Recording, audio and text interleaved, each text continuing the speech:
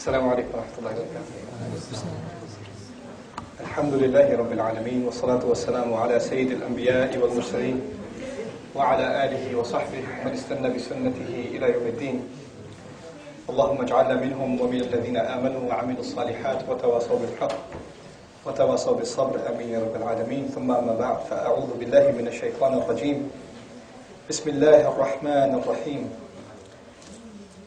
قل يا عبادي الذين أسرفوا على أنفسهم لا تقنطوا من رحمة الله إن الله يغفر الذنوب جميعا إنه هو الغفور الرحيم.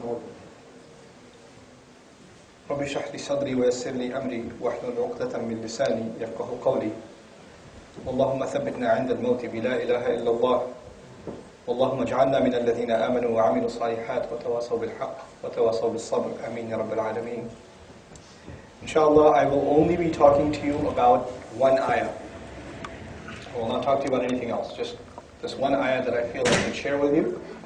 Those of you that are going to try and remember this, inshallah, this is surah number 39 and ayah number 53. So 39, 53 is the reference to this ayah, this discussion that we're about to have, inshallah. In this ayah, there are two conversations. And both of these conversations are really, really important to understand. One lesson, and by the way, in both conversations, Allah is talking to two different audiences. One conversation is between Allah and someone who is trying to preach Allah's message. The other conversation is between Allah and someone who has lived a life of sin. And they do so much sin that they've completely lost hope. And they feel as though they are so messed up that at this point they are never going to be able to become a good person again. So they feel like they've reached a point of no return. Once again, there are two conversations.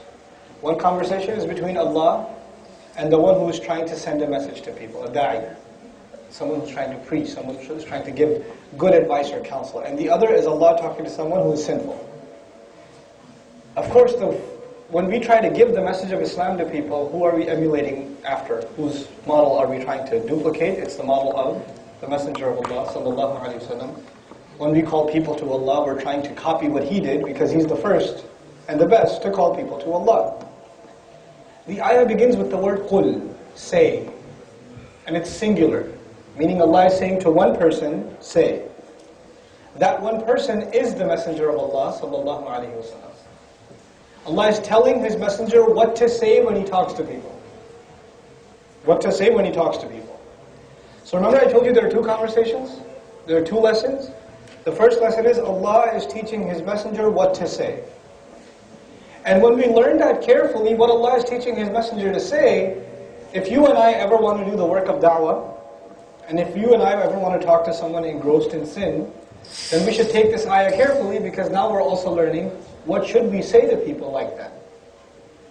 The second conversation, Allah tells the Messenger to tell these people that are immersed in sin, tell them that I'm still willing to talk to them directly. What should you say to them? Ya ibadi alladhina asrafu ala anfusihim. My slaves, those of you that have made violations against their own selves, those of you that have gone beyond limits, only harming your own selves. I'm using a simplified translation to get the message of the ayah across. The first words are my slaves. My slaves. Who's talking? Who says my slaves? Does the Messenger say my slaves? Or does Allah say my slaves? Allah says my slaves. So the Messenger is supposed to go to people and tell them, look what Allah says to who? Says to you. You know when somebody's really upset with you, they don't talk to you? Right? They refuse to talk to you. So you could say, Allah is not angry at you. Or Allah might forgive you. But you're talking about Allah. But in this ayah, Allah is not only talking to you, He's giving you hope. He's talking to you. So that you're reminding the sinful person, listen, Allah is directly addressing you. Now, when the one who does a lot of sins, in Arabic, one of the words for that is musrif. Musrif. Musrif is someone, Allah set a limit, and he went beyond that limit. Literally, when you set a border, like you put a fence, and you tell the horse, don't go past that fence, you train the horse. But when it crosses that fence, the horse is called a musrif, right? Allah sets a limit. Don't eat this. Don't look at that. Don't do this. Don't do that. Remain within these limits. When you cross those limits, then what is this person called? Muslim, right? The ayah doesn't say, tell the messenger to speak to the people and say, قُلْ يَا أَيُّهَا الْمُسْرِفُونَ. People who go past the limits, listen up. Don't lose hope in Allah's mercy. It's not like that. Allah says to them, Ya ibadi, my slaves, my slaves. You know, in normal discourse, who you call a slave of Allah? Like that person, such a good slave of Allah. The word slave implies someone who obeys the master, someone who loves the master, someone who listens to everything the master says, doesn't it? But what I'm trying to get across to you is this ayah is not talking about people that obey Allah, it's talking about people who what? Who disobey Allah. But Allah says, even talks to them and says, my slaves. Ya ibadi. This is a term of love, and also what they're being told is, no matter how much you've messed up, you still haven't lost your ability to become a slave. You still have a hope. There's still hope alive with you. So much so, not only am I talking to you, I'm calling you by a good name. Ya ibadi. By the way, the word abd is also used in the Quran for the Messenger sallallahu alayhi wa sallam. Alhamdulillah alladhi anzala ala abdihi al-kitab. Subhana alladhi asra bi abdihi laylan. Subhanallah. That word, slave, is used for Muhammad sallallahu alayhi wa sallam. And in this ayah, Allah is using that word to call the person who sins. The person who is immersed in sins. What does he say to him? Ya ibadi alladhina asrafu ala anfusihim. My slaves who have crossed the limits, only harming their own selves. Who have transgressed against their own selves. You know when you break the rules? When you break the rules, you figure you've harmed the one who set those rules. Like if your parents told you don't do this, that, or the other, and you do it, you figure you've hurt whose feelings? Your parents. You've harmed your parents. So when you cross the limits, and when you break the rules and regulations and you disobey, you are hurting someone else. But according to Allah in this case, whenever you sin, whenever you cross Allah's limits, who are you hurting? You're only hurting yourself. So Allah tells you, my slave, who is so bent upon not hurting me but hurting himself. You can't harm Allah, you can't take away from Him anything. So when you and I disobey Allah, who are we harming? Our own selves. You've only harmed yourselves. And by the way, I want to tell you what this harming yourself, some practical examples of what does it mean that you're harming yourself. Since there's a lot of young people here, I know some really young people here too, but I should still share this with you. When you see something shameless, you've actually harmed yourself. Every time you see something shameless, your heart becomes harder. You lose a part of your humanity. Animals have no shame, but Allah gave human beings a sense of shame. And the more you see something shameless, the closer you start becoming to what? Animals. The closer you start becoming to animals. Until a point comes where there's no difference between you and an animal. You know what makes an animal an animal? An animal has no control over its urges. It's hungry, it bites. It sees a mate, it runs after it. A squirrel running after the other squirrel around the tree. Crazy. Right? It has no control over its urges. No control over its tongue, no control over what it eats, no control over where it goes. Whenever it feels something, it does it. Right? Which is the contemporary equivalent of saying, I do whatever I feel like doing. You ever heard that expression? I do what I feel like. I'm going to do what I want. You know what that by definition, what behavior that is? The behavior of an animal. When you become accustomed to shamelessness, you are closer to becoming an animal. When you don't care what you eat, it doesn't matter halal, haram, you don't care. Whatever goes in there, it's okay. Then you are no different from an animal. So who are you harming? You're harming yourself. Allah gave you the status of human being and you want to reduce yourself to an animal. SubhanAllah. You're only harming yourself. And by the way, those of you that are a little bit older, especially when it comes to shame, there are two problems, I believe personally, there are two problems that Muslim youth have. If they can solve these two problems, they have no other problems, as far as I'm concerned. They got no other problems. The first problem they have is they are not respectful enough to their parents. The second problem they have is they are overexposed to shamelessness. Two problems. If you can solve these two problems, you got no other, everything else will be solved. Everything else will be fine. You don't make salah on time, it'll be fixed. Don't worry about it. It will come into play. You don't know it, you don't have enough knowledge, knowledge will come to it. Everything else will fall into place. But these are the two things that are eating away at the life of Muslim youth, and reducing them from not just believers, but even from human beings to animals. Even Muslim kids are being reduced to the likeness of animals. The number one thing was what? What was the biggest problem? Yeah, not enough respect for your parents. Not enough respect for your parents. So when Allah is talking about the slaves who went beyond their limits, you know what the number one limit you're crossing is? And as far as you guys are concerned? What you owe your parents. How much respect, how much dignity, how much regard, how much obedience, how much love you owe your parents. That's the first thing. By the way, when somebody does you a favor, what's the least you should do? Thank you. You're walking to school, a friend of yours pulls over, says, I'll give you a ride, man.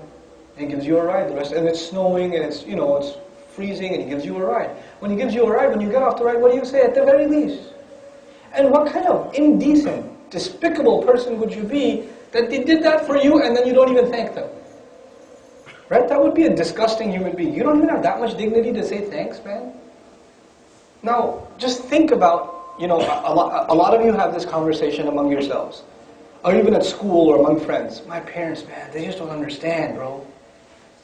I'm trying to understand, I'm trying to explain to them, but they just don't get it. Or in those of you that go to public school hear this from other kids all the time. My parents got a funny accent, or they call their mom by her first name. Hey Joanne, how's it going? Hey Mark, you're late to pick me up from school. They'll talk to their parents with their first name, right? And we pick up some of these habits. And by the way, there are a lot of TV shows. I mean, you guys don't watch cartoons. I do though. Okay, so I'll tell you. You watch cartoons, and a lot of cartoons are dedicated to depicting parents as idiots. You ever seen Jimmy Neutron? You ever seen it? The parents are cross-eyed. You notice that? The parents look like a bunch of morons, and they're cross-eyed, and they don't know what's going on. And the kid's the genius, they're the idiots. You ever seen, what's that other, there's a Fairly Odd Parents. You ever seen that? Same thing again. The kids are a bunch of morons. The parents are morons. And the kids are really smart. And these kids, who's watching these shows, by the way? Parents or kids? And what's being embedded in their minds, in their subconscious? That they're really smart and their parents are what? They're stupid, they're dumb, they don't know anything. They don't know anything. The same, what was that African-American family in Disney? I forget. I think it's called the Proud Family. Same thing. Same thing again. Over and over. This is cartoons. Back in the day, the cartoon was there was a cat, there was a mouse, they're trying to kill each other, everything was good. But now, that was good stuff. But now it's, there's these messages inside the shows, and these cartoons even, right? And you don't even realize the next time you talk about your parents a certain way, it's because you saw some garbage. Right? And it's stuck in your head, and it made you less of a human. Less of a human being. SubhanAllah. So the first thing I say to you is, there are, after the rights of Allah, in the passage of Surah Al-Isra, after the rights of Allah, whose rights? The parents. وَقَضَى رَبُّكَ أَلَّا تَعْبُدُوا إِلَّا إِيَّاهُ وَبِالْوَالِدَيْنِ إِحْسَانًا. And not even وَإِحْسَانًا بِالْوَالِدَيْنِ. وَبِالْوَالِدَيْنِ إِحْسَانًا. This is actually, I won't go into the grammar, but this is amazing over here. Especially when it comes to your parents. You better be the best. Forget everyone else when it comes to your parents. Take extra caution when you deal with your parents. Because that will, not dealing with them properly, I'm being blunt with you guys because I don't want to flower this up. That is your one-way ticket to hell. You are messed up with your parents. It doesn't matter if you go to Hajj every year and, slaughter goats for the sake of Allah and give charity and, make qiyamah. None of that matters. If you're messed up with your parents, it's a straight ticket to hellfire. Watch it. So in this ayah he says, if you've messed up before, who have you harmed? Yourselves. Then what does he say? He says, لا تقنطوا من رحمة الله. Don't lose hope in Allah's mercy. Qanata in Arabic is to become depressed and sad to a point where you expect nothing good anymore. Allah is describing a person who does so many messed up things. Shaitan comes to them and says, man, you're so messed up. You call yourself a Muslim? You're so messed up. You shouldn't even pray anymore, you hypocrite. How are you going to stand there and recite Quran and pray when you know you're such a messed up person? You shouldn't even, you shouldn't even do any of these things or hang out with Muslims or this and that. Cut yourself off because you don't deserve it. You're a filthy person. You're a terrible human being. And the shaitan comes to you and uses your one mistake to trick you into doing more mistakes and taking you even further away from Allah subhanahu wa ta'ala.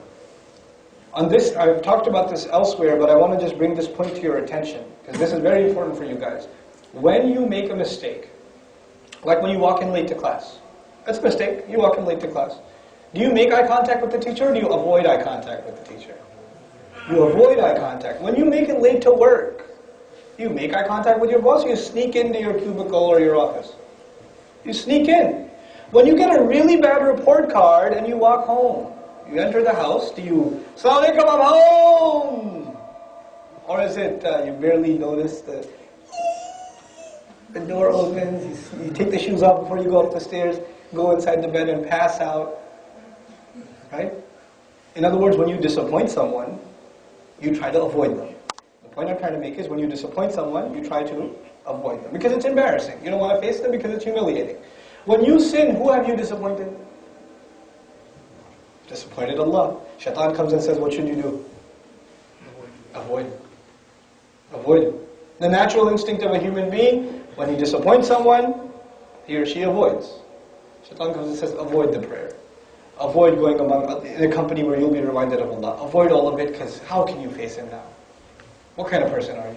And the further you get, the more you start listening. You listen to one thing, then you listen to two things, then you listen to three things. And the floodgates to sin are open. And when they open up, you become so immersed in them, and you say, man, I am so messed up, there's no way Allah's forgiven me. You don't even know, bro, the things I've done, I'm messed up. This brother came up to me one time and said, bro, I know you're talking about like Allah forgiving and everything, but you don't know, man, I'm bad. I'm real bad. You don't even know. I was like, don't tell me how bad. Tell me this. As bad as you are, can you compete your evil deeds, the power of your evil deeds, with the power of Allah's mercy? What's stronger? What do you think? Allah's mercy. So Allah says, the worst thing you can do is lose hope in Allah's mercy. In this ayah He says, my slaves, those who violated against their own selves, don't lose hope in Allah's mercy.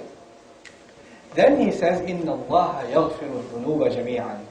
There is no doubt, for sure, Allah will cover, forgive all of the mistakes, all of the sins altogether. He will take all of your pile of evil deeds and get rid of all of them, in one shot. The first thing you need to do in this ayah is not lose hope, right? The first thing you need to do is not lose hope. And by the way, before I talk about not lose hope, that was the final stage. What was the first stage? You start doing what with Allah? Avoiding Him.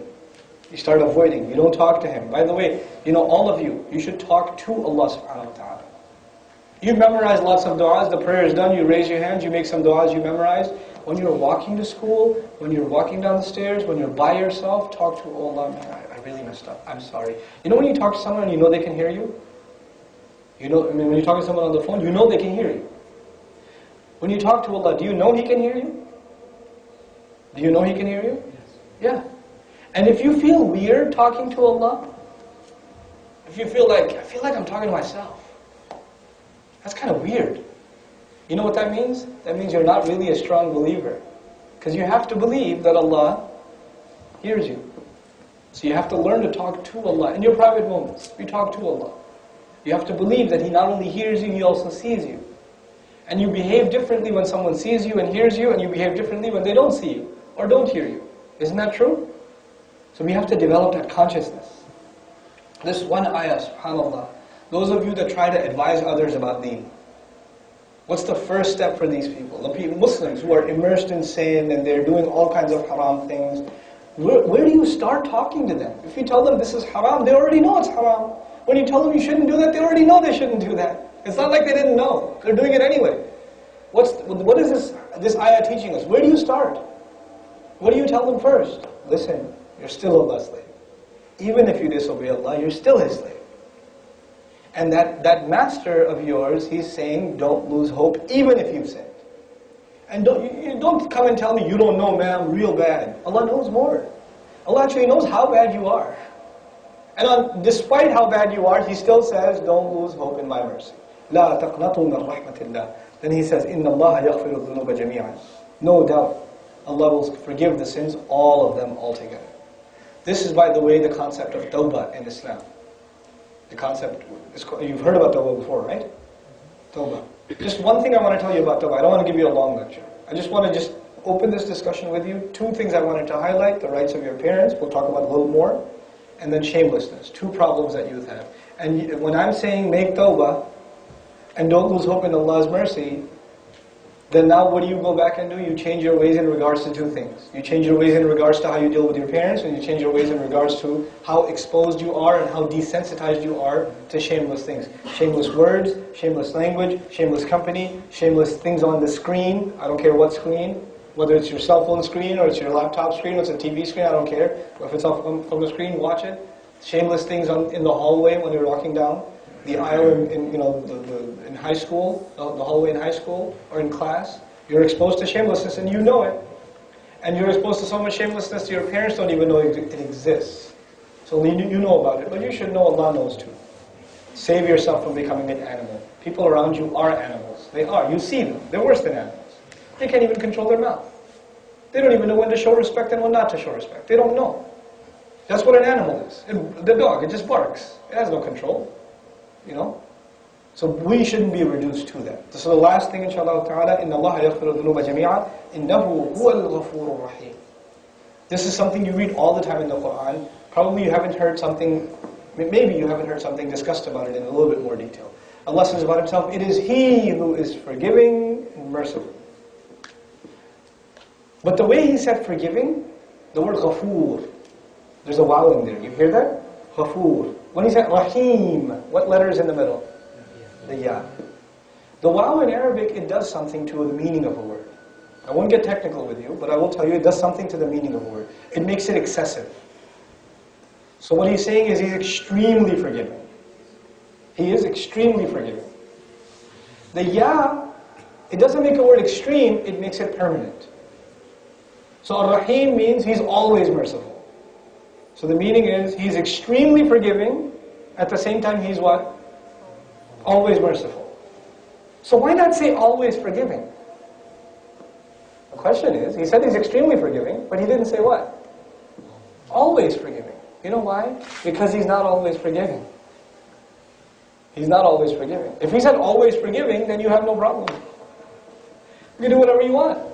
And then when you get in trouble, what can you say? Hey, look, Allah is always forgiving. But He's not always forgiving. He's extremely forgiving, but even when He punishes, He's still what? Always merciful. Even then He's merciful. SubhanAllah. So don't take advantage of thinking that Allah is always going to forgive. That door is not always open. That depends on you. Now this one ayah is one of opening the doors of your relationship between you and Allah once again. The rest of these ayat in Surah Zumar, let's see who remembers what ayah number this was. Or surah and ayah, let's see. Not 25, 39:53. Very good. Oh, you wrote it down on your phone. That's not fair. Oh, you didn't? Okay. 39:53. 39:53, that's correct. The next ayah tell you, okay, now that you've revived your hope and you are hopeful that Allah will forgive you, what should you do next? What do you do next? I'll tell you only a little bit about it and then I'm done, inshallah. وَأَنِيبُوا إِلَىٰ رَبِّكُمْ. Turn back towards your master. You remember what I said when somebody sins, what do? Avoid. Allah says, quit avoiding and now turn back. It's such appropriate language. أَنِيبُوا إِلَىٰ رَبِّكُمْ. Then He says, وَأَسْلِمُوا لَهُ. And this time, give up before Him. Completely give yourself up. Surrender.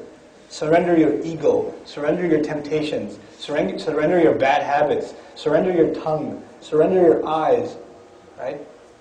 Surrender your wasting of time. Surrender your misbehavior. All of that, give it up before Him. أَسْلِمُوا لَهُ. And then we're rushing through it quickly, inshallah. مِنْ قَبْلِ أَنْ يَأْتِيَكُمُ الْعَذَابُ ثُمَّ لَا تُنْصَرُونَ. And you better do this before the punishment comes, and then you won't be helped. In other words, Allah is saying, this is my way of what for you? Figure it out. What is Allah doing right now in these words? He's helping you. And he's saying once the punishment comes and you didn't take advantage of this help, at that point you will not be helped. When that happens, it's too late. You won't get helped. You're getting help right now. So if somebody says, Allah hasn't helped me. Yes, He has. Here it is. He said, don't lose hope. He said the door to forgiveness is open. You just have to turn back to Him and this time surrender. This time surrender your will before Him. You can do that much and that is Allah's help for you. And if you don't do that, you just wait for the punishment. And when it comes, then there's no matter how much you cry and scream and say, I believe, I'm sorry, I won't do it again. It doesn't matter now. At that point you will not be helped. By the way, the word nasara in Arabic is not just small help, it's huge amounts of help. Aid, you give somebody a pen, you help them out. That's not nusra. That's not nasr. When a country gives another country like millions of dollars in like food supplies and medicine and things like that, that's called nusra. What the word here suggests is you are going to be in such a heap of trouble that a little bit of help won't even do. You're going to ask for what? Huge amounts of help, and you won't get it. ثُمَّ لَا تُنصَرُونَ. May Allah not make us from these unfortunate people. Now, the last thing, inshallah ta'ala, is excuses. What excuses does a person make of not turning back to Allah?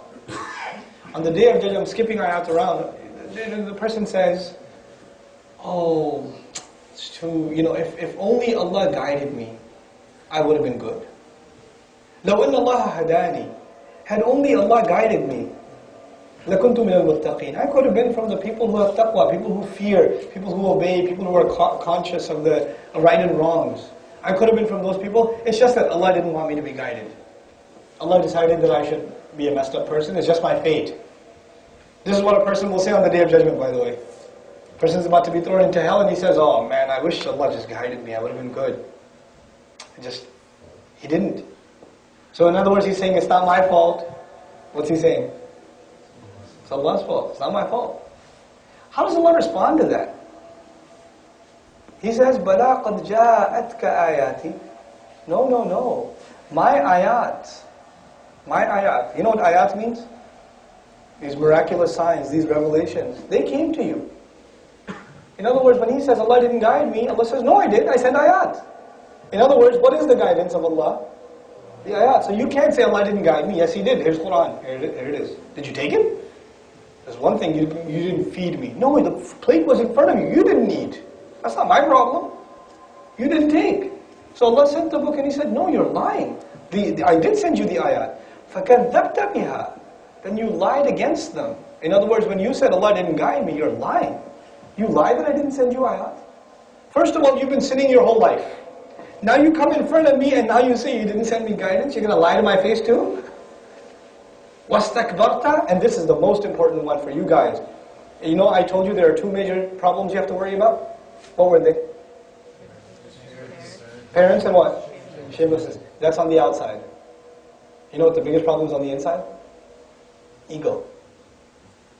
You guys, me too. We're all full of ourselves.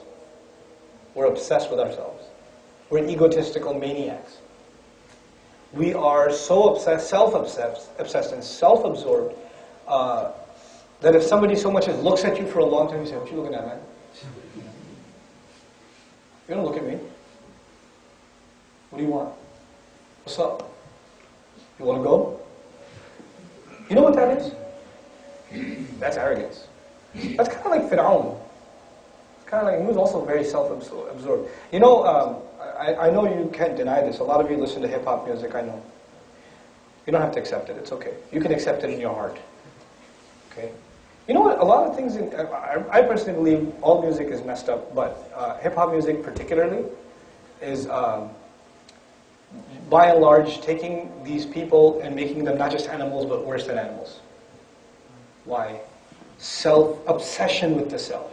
My chain, my hat, my car, my rims, my golden tooth, my, you can't touch me, you can't do this like me, you can't act like me and talk like me and walk like me. The pronoun me is all over the lyrics. What does that show you? Ego. I am number one. Nobody can touch this. I am above everything else. I, me. Ego. And that's your biggest problem. The ego manifests, the worst way in which ego comes up in youth nowadays that I've seen, this is a big English word I want to show you because this is the last part of the ayah, وَاسْتَكْبَرْتَ. You showed arrogance. وَكُنْتَ مِنَ الْكَافِرِينَ. We're from those who deny. This word, what I want to show you, the English word is apathy. You know what apathy means? Apathy means you don't care. Somebody talks to you about hellfire, and you're like, I'm too hard to, I'm too rough around the edges. You can't touch me with that. I ain't scared of that. Come on. Look at that guy crying. That guy's crying because he's afraid of hell. Ha! That attitude where you're like a too hardcore a thug to, let hellfire scare you, or for your consciousness to wake up and say, maybe I have been messed up to my parents. I'm not going to let you show that. I'm not going to let you see that. I'm too rough around the edges. I'm too big and strong or whatever. And this is, by the way, an ego problem for sisters as well. When you deflect like that, this is called apathy. And this is all a manifestation of arrogance. And the word that illustrates the arrogance of our youth today, it's one word that they use a lot. What is that word? Oh yeah, whatever. Whatever. That word is the contemporary manifestation of an obsessed and inflated ego. When you hear good advice, what do you say? Whatever. You hear somebody tell you you're doing something wrong, what do you say? Whatever. Your parents tell you, could you come down for dinner? Whatever, Mom. The word whatever nowadays and how you use it is an easy check for yourselves to see how egotistical you've become. On the outside, there's the problem of shamelessness and the problem of not respecting our parents. On the inside, what's the big problem? Ego. And by the way, on the Day of Judgment, if everything was good, but your heart had an ounce of ego, paradise or no? Nope. Nope. And we've become a culture, and I'm not pointing at American society or Western society. All of us are in this culture. We're in it. We have become a culture that is obsessed with ego. We're obsessed with ego. Ourselves. Our own selves. Get over yourself. A slave doesn't have ego. A slave has humility. Remember where this passage began? What did Allah call us? My slaves. My slaves. The slave doesn't show you what he's got, because he knows it's not mine. Whose is it? The slave is wearing nice clothes. A slave is wearing nice clothes. He doesn't say, these are my clothes. Mine. Who does he say? The gift from the master. This is his. I have to be grateful. He gave. It's a different attitude. It's a different attitude. And if you have an egotistical attitude, it actually suggests that you haven't accepted yourself as a slave. You haven't accepted yourself as a slave. That is the demand of the Quran. Accept Allah as master, accept yourself as slave. That's the arrogance. It kills the arrogance on the inside. And on the outside then, it becomes easy for you to avoid shamelessness because the master said don't be shameless. It becomes easy for you to listen to your parents no matter how illogical and how irrational and how unfair, and you guys just, I don't know, I don't want to get angry at you guys because I don't know you. But I do want to say, God, the things you get angry about at your parents, it's pathetic. You want to go sleep over at your friend's house and they say, no, you never let me do anything. There are people across the Atlantic, children that haven't had food to eat for 3 days, right? And you're crying all night about the sleepover. What does it matter with you? Those are called emo culture? Is that what it's called? Emo. I got confused with Elmo all the time. But somebody explained it to me. I was like, I thought Elmo was happy. I don't know. It was supposed to be a really depressed culture and all that. The other genre of music, I only have an M3 from 2008. I don't even have an 09 M3. I'm so depressed about that. You get upset at your parents for such pathetic things. You're sending yourself to hellfire over such minuscule, petty things. If they're asking you to clean your room and clean theirs too. Be quiet. If they're telling you to just turn the thing off and come for dinner, come for dinner. Seriously, if in my house, especially respect for mother, right? If the kids are playing on the Wii or something, or they're watching something, and the mother calls, wait, hey, lunch is ready. She said, lunch is ready. You know what most of you do? Coming!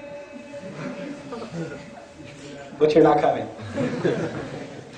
You do that, right? You know what you deserve when you do that? When the mother calls, you know what you should be doing? You know, the fuqaha talk about even break the salah, other than the fard, break the salah and go listen to the mother. Go listen to her. And if you take 10 more seconds, if I was there, I'd just take the thing and just break that TV, go listen to your mother. How dare you? This is worth more to you than your mother? She carried you around for 4 months after the baby gets really big, the last 4 months of her pregnancy.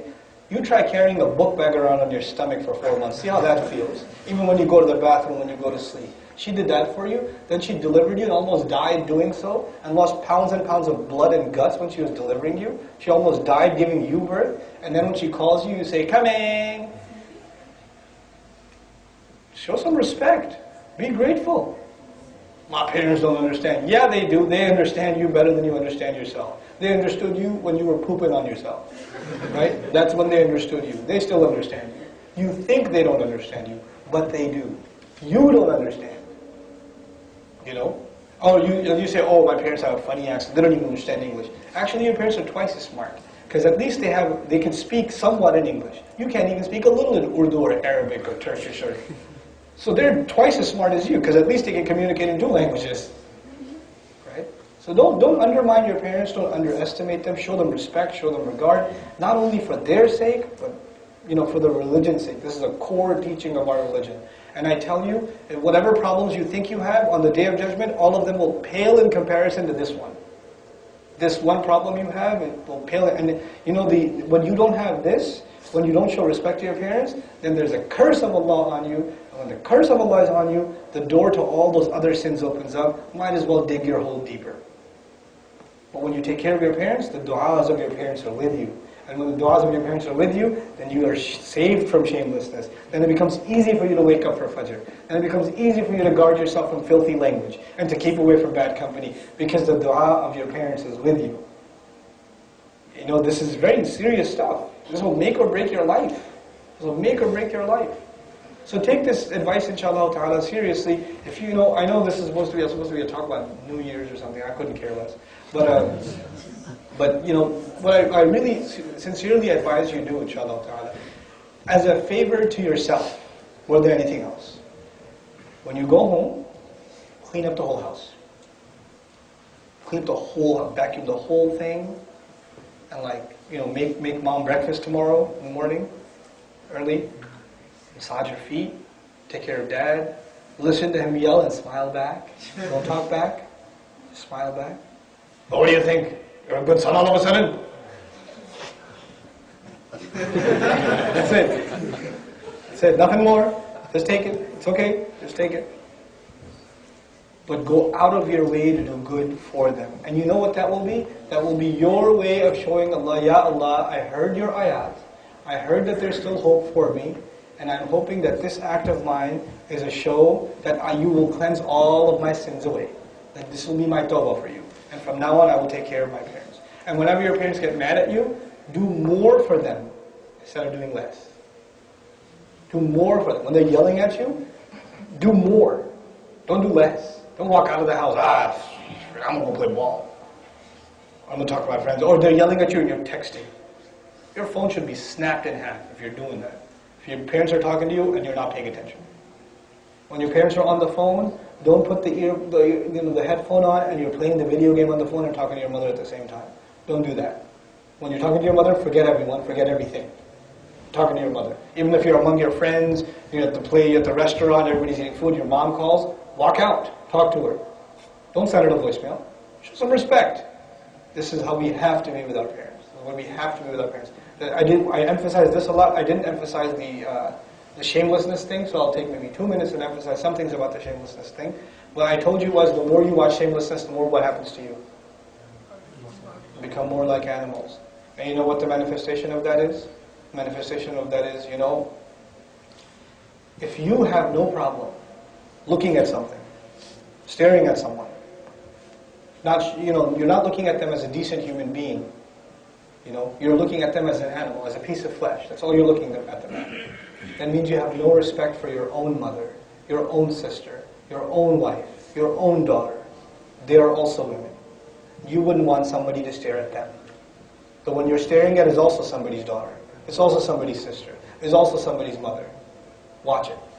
Even if they don't have respect for themselves, non-Muslim women, sometimes they don't have respect for themselves, so they'll dress in inappropriate clothing.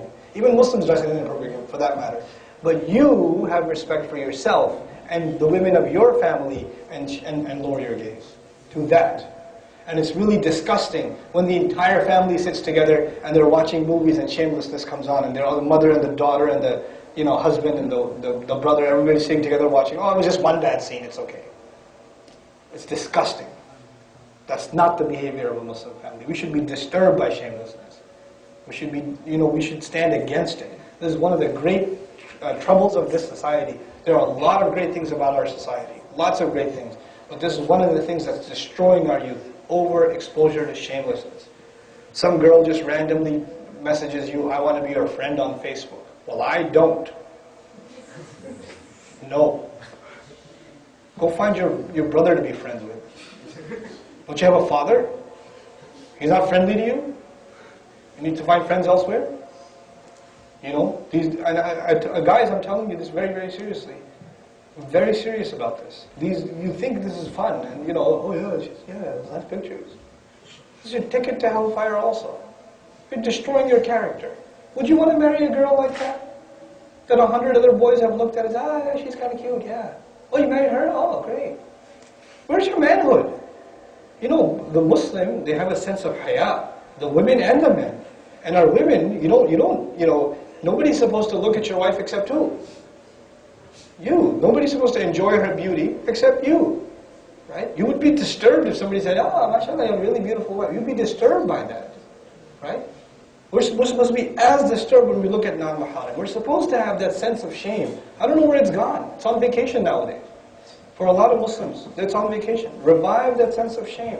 This is very important. It will destroy your family life. You will not be able to have a healthy marriage. You will certainly not raise good children if you don't have a sense of shame.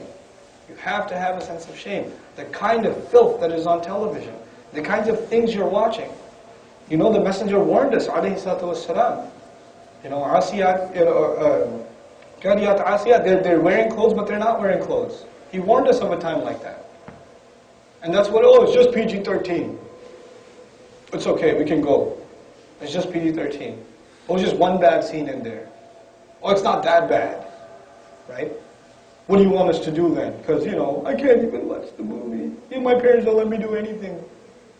My life is so sad because I didn't watch whatever. Right? Get over yourself and get over this obsession with entertaining yourself. You're a free person. There is life other than television and other than movies and other than Hulu.com and other than, whatever else. There's life outside of that too. There's still oxygen to breathe. You'll survive, trust me. You'll still be alive if you abandon those things. Actually, you'll be much happier too.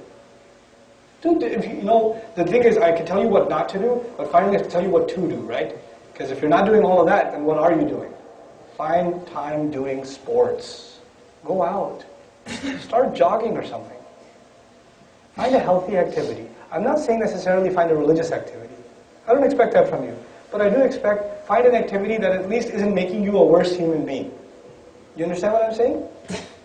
At least do no harm. At least do no harm. And the elders here that are sitting, please, just a minute of your time. If our youth are coming together in the masjid, and they're not learning anything about Islam. They're just sitting here, eating pizza or whatever, and just talking about stuff. Some random video game. I'm so happy that they're doing that. Because if they weren't doing that here, they're probably doing something much worse at home. So don't say, hey, these children, what are they doing? Please don't do that. Let them be here. Because the alternatives are worse. At least they're doing no harm. At least they're better than what else is out there. You understand? You have to build these, don't expect like the highest caliber of behavior from our youth. You didn't raise them that way, so how can you expect that from them? You put them in public school, they didn't apply themselves. You put them there, you expose them to shamelessness 8 hours every day, and then when they don't act like, the tabi'in, they're like, how can they behave like this in the masjid? What's the matter with you? Get real, accept reality, this is reality. So, I sincerely ask the elders of our community to have more tolerance for youth in the masjid, to be more welcoming to them, to not push them away. And I sincerely ask you young guys, the last bit of advice as about shamelessness, and I'm done inshallah, I promise this time, I'm done, I mean it. Find better company to hang out with. If your company is shameless, you will be shameless. If your company has shame and decency, you will develop shame and decency. If your company is messed up, they will drag you to hell with them. And you'll think that they're cool. But a day will come when they'll be really, really hot. Right? It's not going to be cool at all. So I pray you take some of this advice seriously, inshallah ta'ala. I didn't want to talk about too many things, but I ended up doing so anyway. I just feel like, I don't spend a lot of opportunity talking to youth about just simple advice. But please do take these two matters and make them the most important priority in your life. Avoid shamelessness and take care of your parents. And try to fight the ego inside. Inshallah ta'ala, retain your humility. I sincerely pray that you are able to be leaders of this deen and able to carry its message and able to raise healthy, strong Muslim families, inshallah ta'ala, when the time comes. Because you are our leaders. You are, like it or not, you guys are the leaders of this community in the next decade. You are what this community is, inshallah. You are what Islam is. You have that responsibility. May Allah help you take that responsibility strongly, inshallah ta'ala. May Allah give your parents the ability to raise you right. May Allah help you find good company and help you avoid bad company. May Allah help you quit your bad habits, get you out of the cycle of being exposed to shamelessness, get you to learn to keep you to control your tongue against your parents, and to stop wasting your time and to become regular in your salawat. If I said anything good and true, it's a gift from Allah Azza wa Jal. If I made any mistakes, they're certainly my own. Subhanak Allahumma wa bihamdik. Nashhadu an la ilaha illa anta. Nastaghfiruka wa natubu ilayka. Wassalamu alaikum wa rahmatullahi wa barakatuh.